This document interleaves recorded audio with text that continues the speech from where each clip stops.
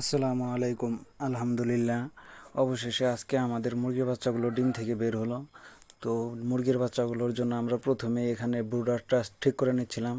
তো ব্রুডার ঠিক করার জন্য আমরা প্রথমে প্লেন শিট দিয়ে এই জায়গাটা ঘেরাও দিয়ে নিয়েছি। তারপর এখন আমরা এই জায়গায় আমাদের এই কুড়া বলে যেগুলোকে ধানের তুষ আর কি, ওগুলো দিয়ে আমরা নিচে ঠিক মতো বিছিয়ে দিচ্ছিলাম সব জায়গায় সমান মতো, যেন ওদের ঠান্ডাটা না লাগে, মাটির ঠান্ডাটা যেন ওরা না পায়।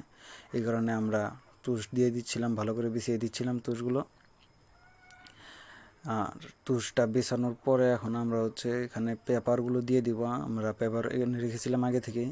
তো এই পেপারগুলো আমরা ভালোভাবে সব দিকে সমানভাবে বিছিয়ে দিব যেন তুষগুলো ঢাকা পড়ে যায়। এই আমরা ভালো করে পেপারগুলো বিছিয়ে দিব। আর লাইটগুলো আমরা জ্বালিয়ে দিয়েছি যেন জায়গাটা আগে থেকে গরম হয়ে যায়। ওরা আসার পরে, ওদেরকে এখানে রাখার পরে থেকেই যেন ওরা গরম তাপটা পায়। তো আমরা লাইটগুলো আগে থেকে সেট করে রেখেছিলাম, সব কিছু আমরা আগে থেকে সেট করে রেখেছি। এখন আমরা পেপারগুলো বিছিয়ে দিয়ে তারপরে মুরগির বাচ্চাগুলো এখন আমরা বের করব। তো মুরগির বাচ্চাগুলো আমরা যেগুলো একটু ঝরঝরা হয়েছে ওগুলো আমরা ট্রেতে রেখেছিলাম। আর কিছু মুরগির বাচ্চা ট্রে থেকে নিচে নেমে গেছিলো, তো আমরা এখন ওগুলোকে ট্রেতে দিয়ে নিয়েছিলাম। সবগুলোতে আমরা ট্রেতে তোলার পরে এখন আমরা ওই জায়গায় নিয়ে ছেড়ে দেবো।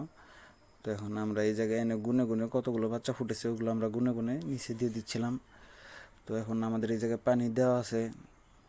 তো ওদের পানিটা আগে দিয়ে রেখেছি যেন ওরা এসে প্রথমে পানিটা খেতে পারে। আর আমরা খাবার দেব কিছুক্ষণ পর, ততক্ষণ পর্যন্ত ওরা পানি খাবে।